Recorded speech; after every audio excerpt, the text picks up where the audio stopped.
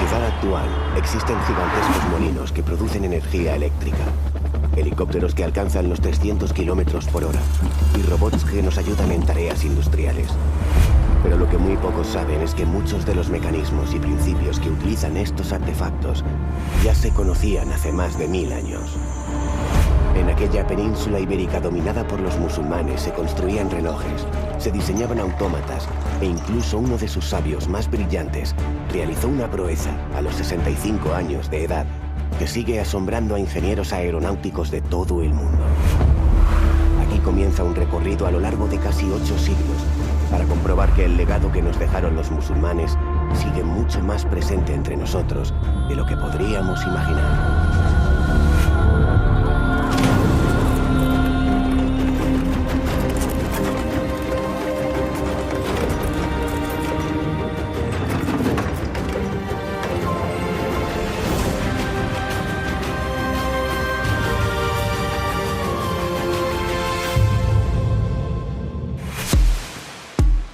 Año 711. El jefe militar musulmán Tariq Ben Ziyad lidera un ejército de árabes y bereberes que atraviesa el estrecho de Gibraltar. Su objetivo, la conquista de la península ibérica. Al-Ándalus fue el territorio que en la península ibérica estuvo bajo dominio islámico durante la Edad Media. Eso es el siglo VIII, el siglo en el que se inicia un despegue cultural en Al-Ándalus.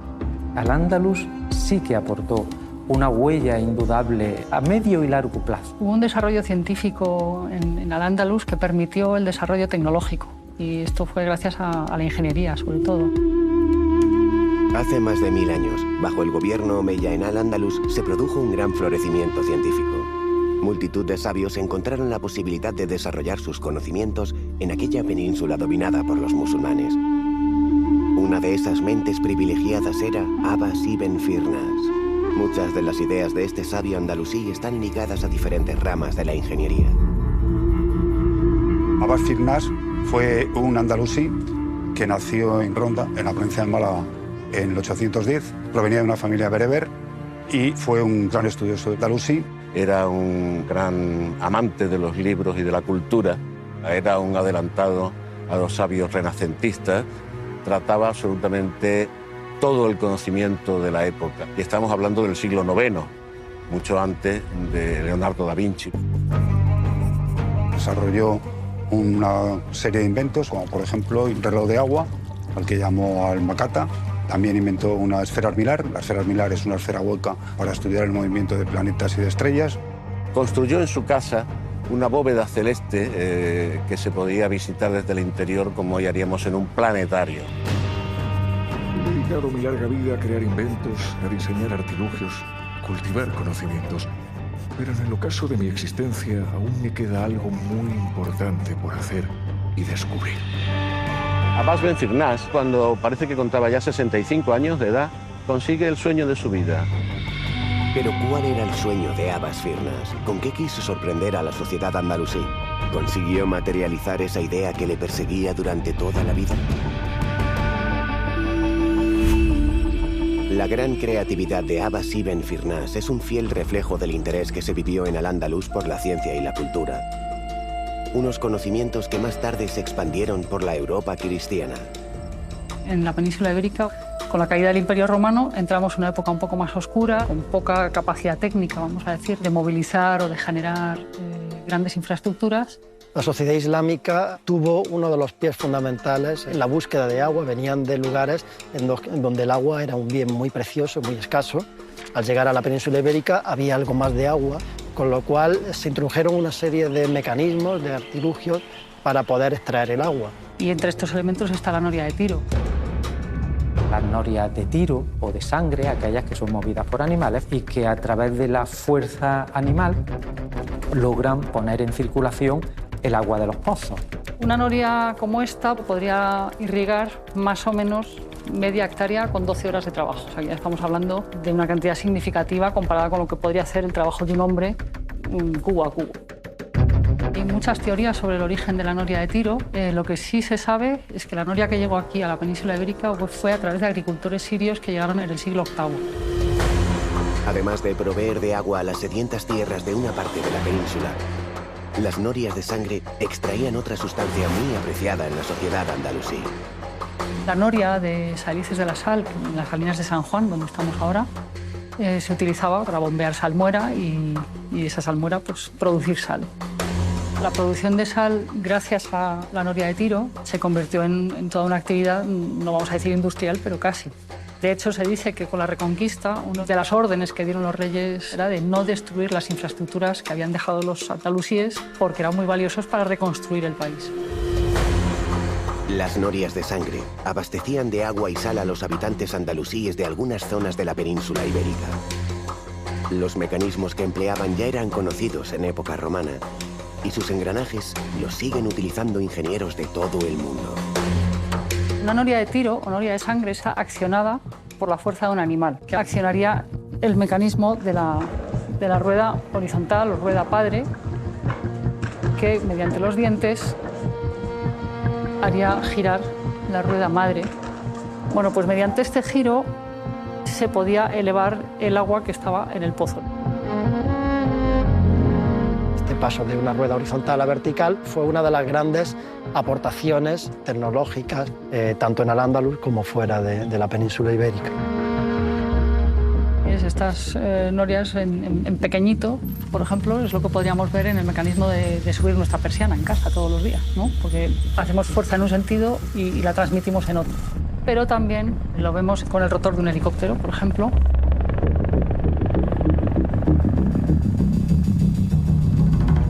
El rotor del helicóptero consigue transformar el movimiento circular horizontal en uno vertical gracias a los engranajes que se encuentran en la caja de transmisión principal. En esta manivela iría este eje que sale directamente del motor. Gracias a los engranajes se pasa de un movimiento circular vertical a un movimiento circular horizontal, lo cual permite que las palas del rotor giren, lo que permite el vuelo del helicóptero. El principio de engranajes que movían las ruedas de sangre en Al-Ándalus es exactamente el mismo que permite que los helicópteros surquen en la actualidad los cielos de cualquier lugar del mundo.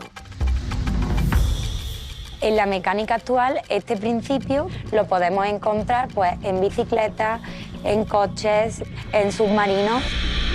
Los mecanismos de la rueda de sangre han servido como inspiración para la puesta en marcha de multitud de objetos utilizados en el siglo XXI. Además de la rueda de sangre, existe otro artilugio ya conocido en la época romana, que vivió su gran esplendor en Al-Ándalus y que sigue muy presente entre nosotros. Un ingenio que fue fundamental en el desarrollo de la sociedad andalusí.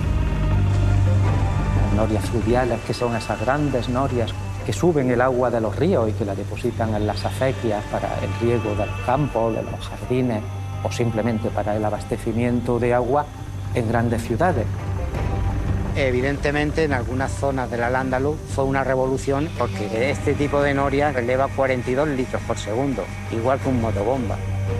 Desde el punto de vista agrícola supone reducir a 1/3 el tiempo de trabajo, de triplicar la rentabilidad que se obtiene con trabajo hecho por el hombre directamente o bien por los animales.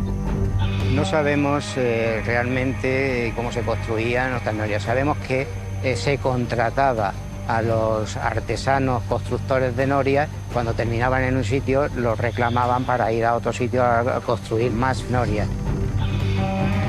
Tenemos referencias de norias en toda la zona de Al-Ándalus. Por ejemplo, el río Guadalquivir tenía muchas norias, el río Tajo también, en el Ebro había muchas, hasta en Galicia había norias en toda la península ibérica. Se sabe que las primeras que se tienen noticias fue en una zona donde hay ríos importantes como el Tigris y el Éufrates, en la zona de Persia. En época romana, en época griega, se habla de determinados tipos de norias, pero digamos que ellos son los responsables de su reintroducción a gran escala en la península ibérica. La noria introduce el concepto de volante de inercia. Las norias incorporan un peso que se situaba en la circunferencia. La circunferencia era mucho más pesada que el resto, que le hace mantener el movimiento aunque la corriente disminuyera en su caudal. Con esa inercia se mantenía girando justamente durante más tiempo.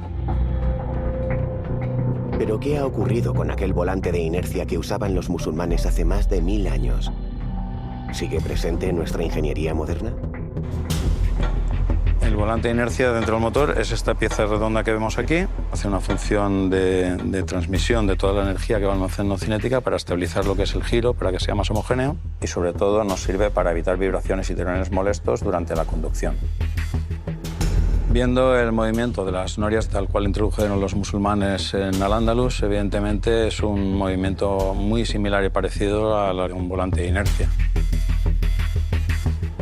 El volante de inercia lo podemos ver además también en elementos como los tocadiscos, en centrales hidrográficas de agua, donde mantienen pulso giratorio para generar electricidad. Entonces, el volante lo podemos encontrar en muchísimos aparatos de hoy en día. Gracias al principio del volante de inercia, que actuaba en la noria hidráulica, hoy podemos conducir nuestros coches sin que den tirones. Nuestros discos siempre giran a la misma velocidad y la creación de energía en las centrales eléctricas es lineal y constante. Pero además del agua, los musulmanes aprovecharon los vientos que soplaban en la península ibérica para crear energía. ¿Pero cómo lo hicieron? ¿Qué tecnología implantaron en Al-Ándalus para beneficiarse de la fuerza de las corrientes aéreas?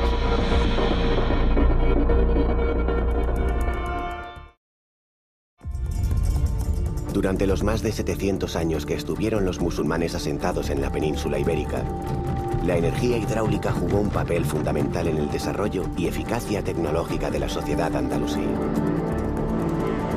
En el campo del aprovechamiento de la energía hidráulica, se podría decir que esta tuvo un papel fundamental en crear un primer tejido industrial. Gracias a la implantación de estas y otras tecnologías, los musulmanes pudieron desarrollar la elaboración de nuevos productos. ¿Pero qué fabricaban? ¿Existen aún vestigios de aquel tejido industrial andalusí? Las aceñas son los molinos del río. Son los primeros edificios relacionados con agua. Hablar de aceña es hablar de las máquinas que proporcionaban el aprovisionamiento de harina. Permitió el desarrollo de los batanes, es decir, de esos mazos que golpean los paños de lana, permitió el desarrollo de los molinos de papel y, por lo tanto, la fabricación de papel en Al-Ándalus, permitió el desarrollo de las ferrerías o de los martinetes, donde el hierro, el cobre se golpea también por medio de la energía hidráulica. La aceña no solamente va a ser una actividad de tipo artesanal, de tipo preindustrial, sino que va a ser además espacios además de relación humana, relacionado posiblemente con los oficios. Pues, por ejemplo, el molinero pues tenía a su cargo pues otra gente dedicada a lo que es el aprovechamiento de la harina. Había carpinteros para las constantes reparaciones de las ruedas y los mecanismos. Y no quiero exagerar, pero 50 o 60 personas seguro que estaban aquí todo el día cerca. O sea que esto era un bullir de gente. Y al final el aprovechamiento hidráulico supuso triplicar la rentabilidad, permitiendo generar unos excedentes que a su vez permiten liberar a una buena parte de la población de atender a las necesidades de la vida del trabajo y que por lo tanto está liberando a esa población de las grandes ciudades para dedicarse al desarrollo de actividades culturales, de actividades científicas o artísticas. El agua de los ríos que movían las norias y las aceñas permitían aumentar la producción agrícola y fabricar productos a una escala mayor. Pero, ¿solo se valían del agua? Llegaron a utilizar otra energía natural para ponerla al servicio de la agricultura y de su primitivo tejido industrial.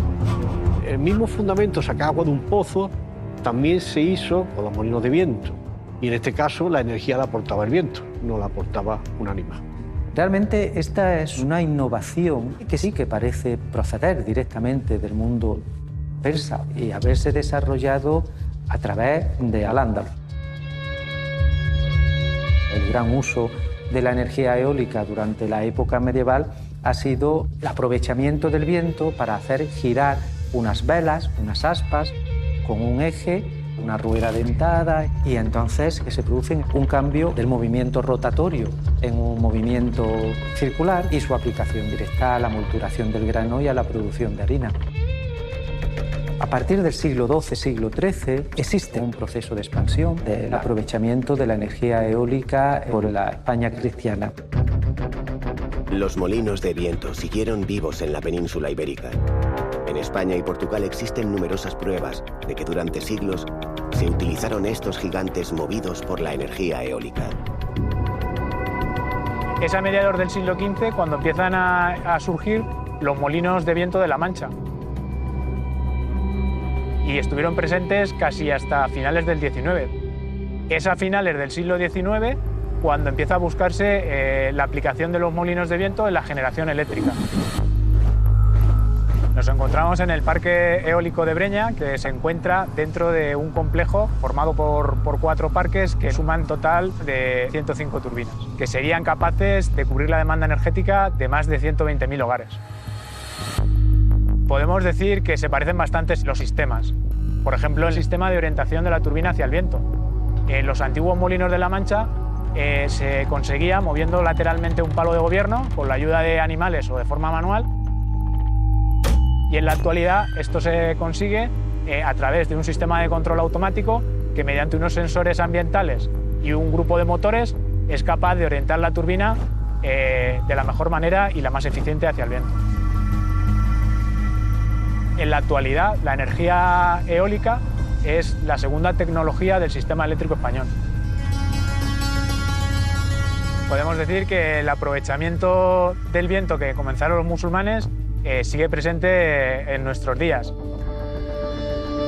Las tecnologías que empleaban el agua y el viento posibilitaron un impulso económico que repercutió en el desarrollo intelectual de Al-Ándalus. De esta manera, a partir del siglo IX empiezan a aparecer grandes figuras de sabios. Entre ellos se encuentra Abbas ibn Firnas, inventor y precursor cuya trayectoria sigue causando admiración en la actualidad. Ben Firnas tocó muchos campos de conocimiento y uno de ellos fue la fabricación de vidrio.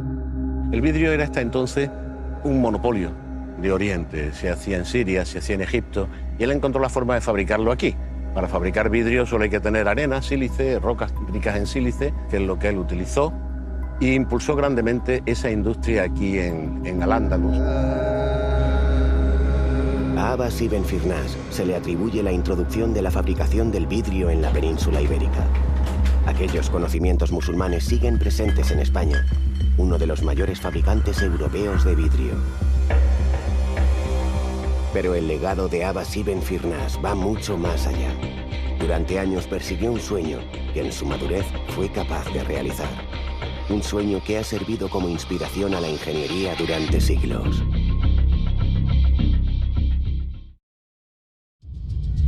El progreso industrial y científico que se produjo en la península ibérica dominada por los musulmanes sería difícil de entender sin el desarrollo de ciudades como Toledo, Córdoba, Almería o Granada. Los emires y califas andalusíes sabían que el agua era esencial para el crecimiento y prosperidad de estos núcleos urbanos. La canalización de las conducciones de agua a nivel urbano fue bastante importante, porque una urbe no puede existir si no tiene un abastecimiento. Normalmente las ciudades que conquistó el mundo musulmán pues tenía un río próximo. Madrid es el único caso, sería casi la única excepción donde el curso fluvial está un poco apartado. Entonces, por eso mismo, el río Manzanares está lejos de lo que es la colina donde se asienta Madrid. Sin ir más lejos, Madrid deriva de Masrid, y Masrid es un término árabe que derivaría de uno latino, que es matriz. Como todos sabemos en castellano, es el origen. El origen, en este caso, del agua, que es el elemento principal para el Islam. Madrid cuenta con el río Manzanares, que es un río pequeño, con un caudal intermitente y necesitan un aporte de agua permanente. Todo indica que el origen de Madrid fue un asentamiento militar que se levantó sobre una colina para controlar a los cristianos del norte. Con un río tan irregular, ¿cómo consiguieron abastecer de agua a sus tropas? ¿Qué tecnología utilizaron para que aquel emplazamiento militar se convirtiera en una ciudad? Aquí en Madrid, los viajes de agua es un sistema de conducciones subterráneas que captan, conducen y canalizan el agua del nivel freático hasta una población que no tiene suministro de agua o que el suministro que tiene es insuficiente. Esta tecnología no existía previamente aquí en la península, es parte de la cultura que traen de Oriente del mundo andalusí. Estos viajes de agua, o canats, como se llamaban en Al-Ándalus, ¿se olvidaron con la conquista cristiana? Nos encontramos en el Arca Vieja de Amaniel. Este viaje se construye en el siglo XVII y da servicio al Palacio Real. Este sistema se mantiene durante toda la Edad Media y la Edad Moderna. Felipe III, aparte de este viaje, construyen los 5 viajes principales de Madrid. Lo que te permite un viaje de agua o lo que es un canal es un agua más limpia, más pura, que viene, si es posible, de la sierra, está filtrada, con menos impureza. Y a partir de ese momento la población de Madrid empieza a crecer desmesuradamente. Hay que pensar que hasta no se hace el canal de Isabel II, en el siglo XIX, el único sistema de abastecimiento de agua que tuvo Madrid era los viajes de agua. Las obras hidráulicas que los musulmanes construyeron en Madrid continúan sorprendiendo a los investigadores. Precisamente estamos ahora en el sitio, escasamente 10 metros, de donde se ha encontrado el que creo que es el viaje o canal de agua más antiguo que tenemos en esta ciudad. Es curioso que tenía este viaje 10 metros de longitud, un ancho como de 80 centímetros, estaba formado de mampuestos para que el agua se fuera depurando para poder ser limpiado cuando las autoridades lo consideraran necesario. Gracias a las norias hidráulicas y a los canals, algunas ciudades de la península ibérica disfrutaban de agua potable. Pero ¿en qué lugares se almacenaba el agua que se consumía diariamente? Un aljibe, sobre todo, es un lugar para almacenar agua. La idea es que cuando no hay agua, tener la posibilidad de poderla tener y sobrevivir. Y además lo proteges de la degradación que pueda sufrir ese agua por los agentes externos y al mismo tiempo la mantienes de una manera más fresca, de una manera más fácilmente obtenible. El aljibe suelen estar bajo tierra o puede estar en un mismo edificio, pero que esté protegido al sol. La traída de estas aguas a las ciudades era principalmente para la aristocracia, para la nobleza musulmana. No era tanto para el pueblo. El pueblo pues se apañaba pues, con pozos. Muchos de los aljibes se utilizaban en pequeños rituales asociados a la religión, como por ejemplo el ritual de las abluciones que se realizaba en las mezquitas. Esta forma de acumular agua se mantuvo vigente durante siglos, pero al parecer este sistema no se ha perdido en el tiempo. En la actualidad estos sistemas de almacenamiento del agua pluvial para después utilizarla pues está también vigente y hace uso de esos mismos principios, de crear una serie de depósitos subterráneos en el que los utilizas para acumular agua, pero encima puedes construir cosas, con lo cual el que estén enterrados por todas esas cuestiones es una característica que muchos de ellos tienen. El agua corriente fue uno de los grandes impulsores del desarrollo de las ciudades andalusíes. Fue en estas urbes donde a partir del siglo IX se comenzó a vivir un esplendor científico y cultural que marcaría una época. Mentes prodigiosas como la de Abbas ibn Firnas encontraron en Al-Ándalus el lugar perfecto para desplegar todo su talento. Abbas Firnas fue un gran estudioso, consiguió, gracias a sus conocimientos de poesía y de astrología, consiguió entrar en la corte de Mohamed I. Él consiguió ser poeta astrólogo, con lo cual tenía, como digamos, dos sueldos por parte del califa. Farnás trajo al Andaluz las tablas de Singid, que eran unas tablas astronómicas que fueron muy importantes para el desarrollo de la astronáutica en Europa. Trataba absolutamente todo el conocimiento de la época, pero no obstante tuvo también un gran sueño. Además de intentar hacer realidad el sueño que persiguió durante toda su vida, Abbas ibn Firnas quiso hallar la solución a un problema que los musulmanes arrastraban desde los inicios del Islam.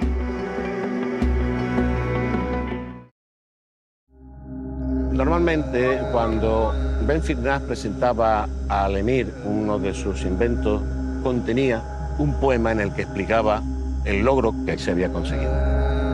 construido el mejor de los instrumentos para la religión, para cuando no se ve el sol del día ni iluminan los luceros de las profundas tinieblas de la noche.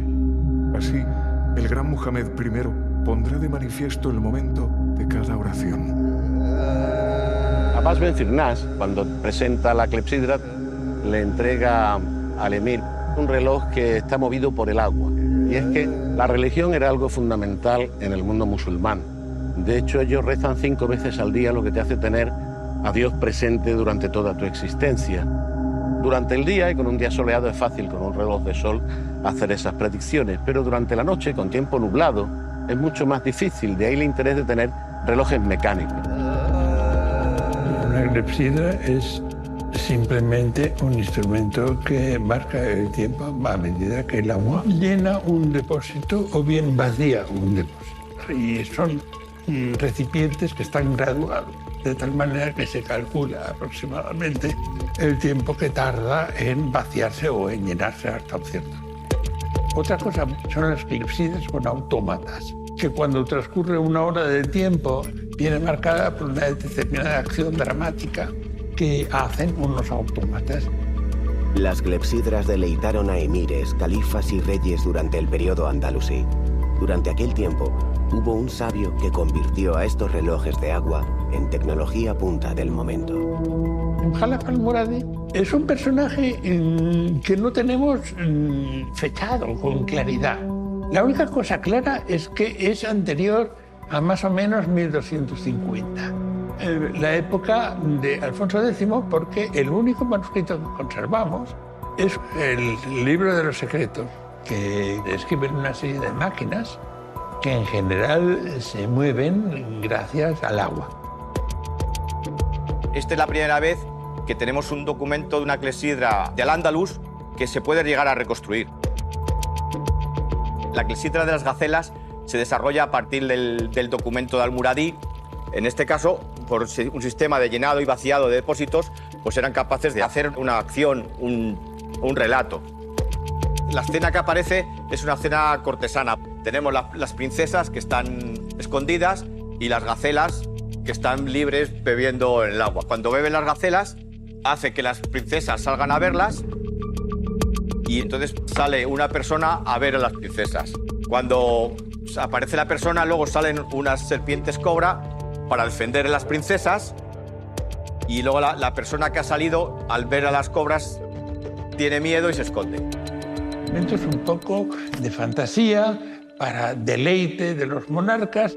Se colocaban en los palacios reales, en las mezquitas, algunas para también regular sistemas de rezo. Y son utilizadas incluso para celebrar el nacimiento del profeta. La relación entre los relojes con autómatas y la clepsidra es que la clepsidra, el movimiento es a partir de agua. El motor, como le conocemos, el motor de cuerda, se desarrolla ya muy a finales de la Edad Media. Y no es hasta el siglo XVI cuando realmente se desarrolla bien esta tecnología. En la Edad Moderna, los relojes mecánicos sustituyeron a las clepsidras, pero no se olvidaron de aquellos autómatas para que siguieran ayudando a marcar las horas. Al-Ándalus fue un eslabón importante en la transmisión de esta tecnología que gozó de gran repercusión en Europa. La tradición de los autómatas sigue vigente en España. Existen empresas que han convertido estos conocimientos andalusíes en su principal vía de negocio. Los autómatas son bastante laboriosos y complejos de realizar. Entonces, lo que procuramos es desarrollar la tecnología más simple posible para asegurar su funcionamiento durante más tiempo. Pero aún así, son complejos. Los clientes finales de los autómatas ahora mismo son principalmente las instituciones públicas, ayuntamientos y demás. Sirven para atraer el turismo, pero también esto sirve para que lo disfrute la mayoría de la gente. La relación de los autómatas actuales con los de Al-Muradi del siglo XI es que al final los personajes son los receptores del movimiento y lo que más llama la atención. También se utilizan algunos sistemas parecidos como poleas, cuerdas, pero las diferencias son muy grandes, pues ahora se utilizan motores y muchos conocimientos de electromecánica. Los autómatas creados por los musulmanes han llegado hasta nosotros gracias a libros que han sobrevivido al paso de los siglos. Quizás sin estos escritos, la robótica sería muy diferente a la que hoy conocemos. Podemos decir que los autómatas son los antepasados de los robots de hoy, en el sentido de que pueden ejecutar una secuencia de acciones preprogramadas. La mayor diferencia entre un autómata y un robot es que el autómata es como algo preprogramado y no tiene mucha flexibilidad en lo que hace. Se repite lo mismo una y otra vez. Mientras que un robot, sobre todo los robots de nueva generación, es un robot que consigue con los sensores cambiar su manera de actuar. En la actualidad, los movimientos de estos robots son cada vez más perfectos y precisos. ¿Pero qué mecanismos utilizan? ¿Alguna de sus piezas nos recuerda a las que se empleaban en los autómatas andalusíes? Los robots de hoy, sobre todo desde el punto de vista mecánico, aprovechan algunas ideas que fueron introducidas con los autómatas, que usaban poleas para generar movimiento y transmitirlo, pero ahora tenemos sistemas electromecánicos que permiten hacer cosas mucho más avanzadas respecto a lo que pueden hacer mecánicamente los autómatas. Además de los autómatas, Al-Muradi también se interesó por lo que ocurría en los campos de batalla. Diseñó ingenios militares, que son una importante contribución en el desarrollo armamentístico. En Al-Ándalus era primordial contar con un vasto y sofisticado ejército para aguantar la presión de los reinos cristianos. Pero en el siglo XIV se introdujo un material llegado del Oriente Lejano que cambiaría el arte de la guerra para siempre.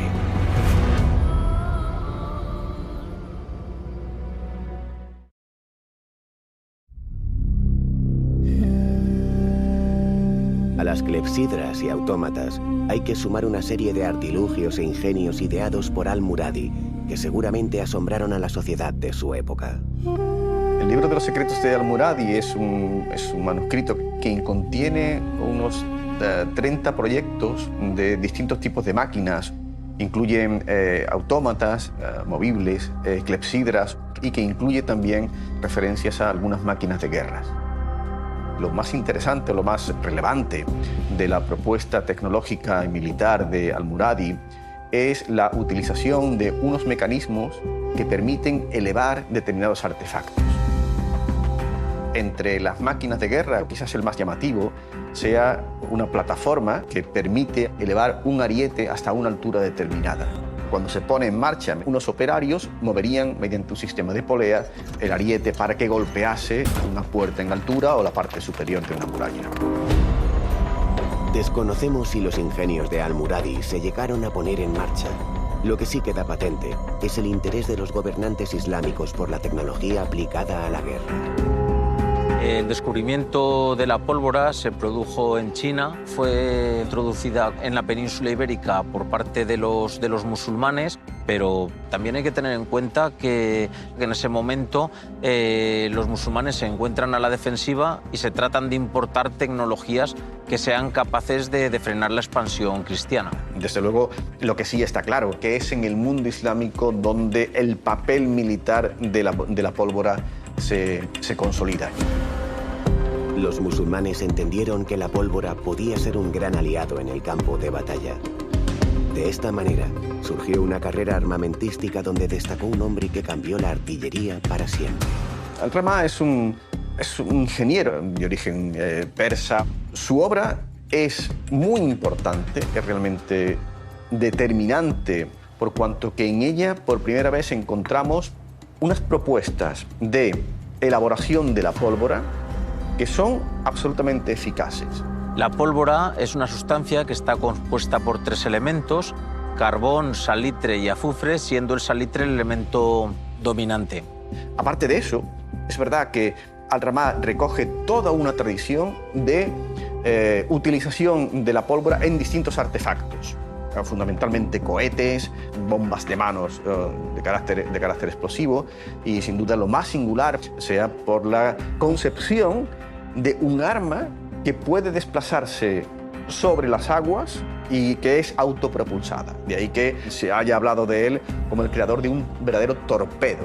El torpedo que propone Al-Ramá está compuesto de 2 láminas abombadas que forman un huevo, y obviamente dentro de ese huevo lo que hay es una carga explosiva y que va acompañado de 2 varas laterales que permiten mantener la recta dirección del objeto y que es propulsado por un cohete. Parece lógico que la utilidad de este instrumento era atacar un barco a distancia a través de la superficie del agua. Es cierto que la idea que subyace del arma es la misma. Es la utilización de un proyectil desde un barco contra otro barco, en el caso del remar en la superficie del agua, en el caso de los torpedos por debajo del agua.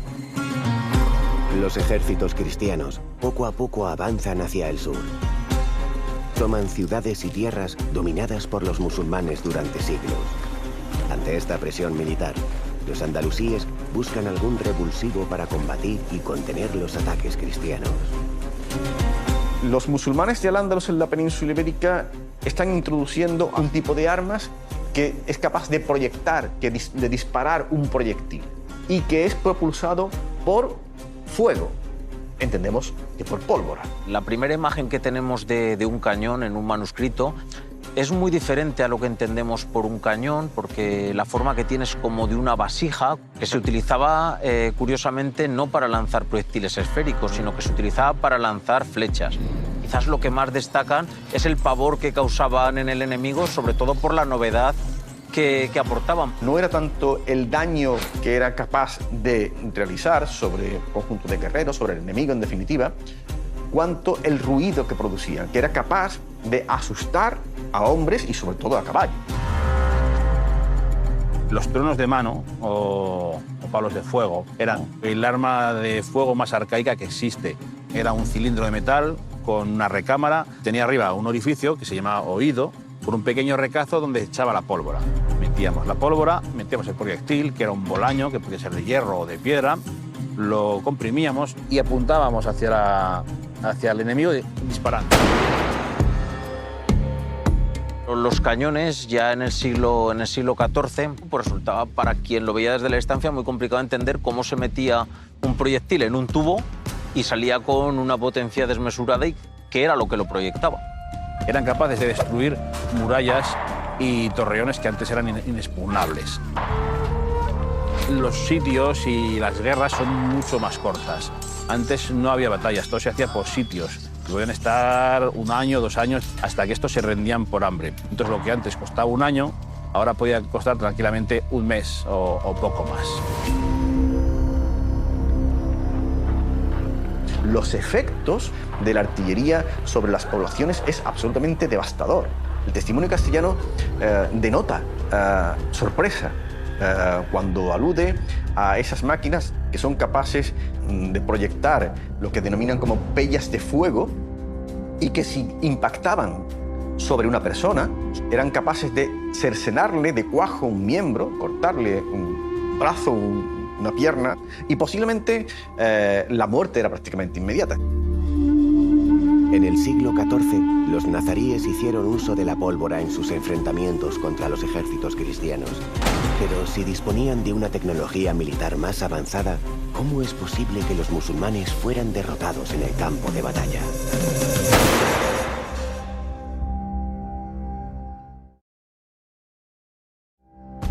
El 2 de enero de 1492 se puso fin a casi 8 siglos de reinado musulmán en la península ibérica. Pero ¿qué ocurrió para que sus tropas, que contaban con avanzadas armas de fuego, perdieran la guerra contra los cristianos? Es verdad que la tecnología de las armas de fuego fue introducida por los musulmanes, pero también es cierto que muy poco tiempo después esa tecnología también estaba en manos de los reinos cristianos. ¿Cómo se las ingeniaron los reyes cristianos para hacerse con unos secretos tan importantes para los intereses musulmanes? Claro, evidentemente si el enemigo tiene una tecnología mejor que la tuya, intentas copiarla. Quizás en el caso de la pólvora es más complicado copiar porque tienes que tener las proporciones y probablemente debió producirse pues, por algún tránsfuga que se cambió de bando y explicó esa receta. Con la entrada en el poder de los reyes católicos se creó toda una industria armamentística. En Medina del Campo se creó una factoría que se dedicaba a fabricar solamente artillería. Se invirtió mucho dinero y mucho tiempo desde el bando cristiano en evolucionar estas armas. Hubo una industria que tanto las piezas de artillería como las piezas de mano evolucionaron. Eso quiere decir que Si en alguna década de principios del siglo XIV los musulmanes han podido disfrutar de una superioridad tecnológica sobre Castilla, esa superioridad duró muy poco tiempo. En la Guerra de Granada es donde se puso de manifiesto el poder de la artillería y donde se consiguió tener una superioridad tecnológica sobre los enemigos musulmanes. Las fortificaciones del Reino de Granada se habían hecho para otro tipo de guerra muy diferente, adaptadas para contrarrestar otro tipo de máquinas. Claro, proyectiles de varios cientos de kilos y golpeando en el mismo punto, pues tenían una capacidad de destrucción bastante considerable. Y esa es una de las claves del éxito de los Reyes Católicos en Granada, la artillería, sin duda alguna. Sí que es paradójico que las tropas musulmanas fueran derrotadas por las tropas cristianas utilizando un invento que ellos habían introducido. La pólvora es el arma decisiva, es el arma o el elemento que permitió cambiar la forma de entender la guerra. Prácticamente se podría decir que la artillería de pólvora pues, fue determinante hasta ya el siglo XX. Los musulmanes fueron víctimas de sus propios prodigios, pero su legado sigue vigente. Desde entonces, la artillería en los campos de batalla ha sido vital para ganar guerras. Además de la técnica de uso militar, muchos de los sabios andalusíes cultivaron toda clase de conocimientos. Un ejemplo fue Abbas ibn Firnas, precursor de los relojes mecánicos y responsable de la introducción del cristal tallado en la península ibérica. Además de estos logros, este malagueño buscaba la manera de hacer un viejo sueño realidad. Su gran sueño fue el vuelo, fue echar a volar. Tardó en realizarlo, supongo, porque tuvo que realizar muchos estudios observando y comprobando cómo podría fabricarse un instrumento que le permitiera ese vuelo y mantenerse en vuelo y caer al suelo de una forma sana. Llevo años observando el vuelo de las aves, el despliegue de sus alas, sus suntuosos movimientos. Todo esto me lleva a pensar que el ser humano, ayudado de mecanismos precisos, es capaz de volar. Finalmente, cuando Ben Firnas contaba ya 65 años de edad, consiguió construir algo que podría estar entre la forma de un parapente, pero con una estructura de madera envuelta en seda y adornada con plumas de ave. Para volar, Ben Firnas se va a unos 3 kilómetros de Córdoba, a una almunia que se llamaba La Ruzafa. Esa almunia está en una pequeña elevación cercana a Córdoba, y utilizó esa pendiente de esa colina para iniciar el vuelo. No tenía que salir desde una gran elevación que peligraría el momento de caer.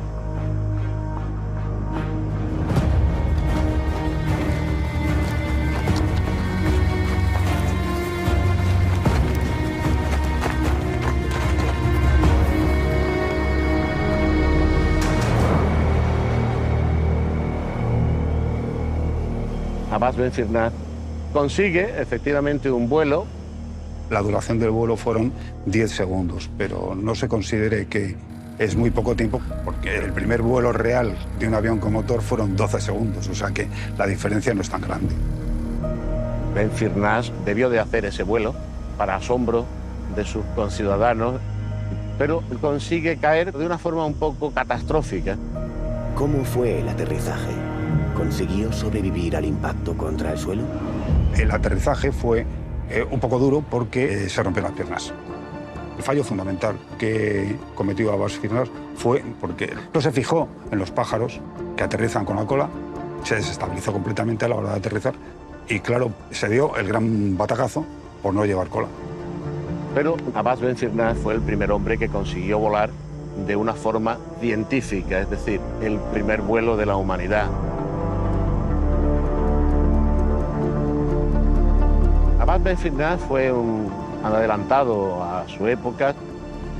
Se le puede comparar perfectamente con Leonardo da Vinci, que se inspiró seguramente en sus diseños con varios siglos de diferencia.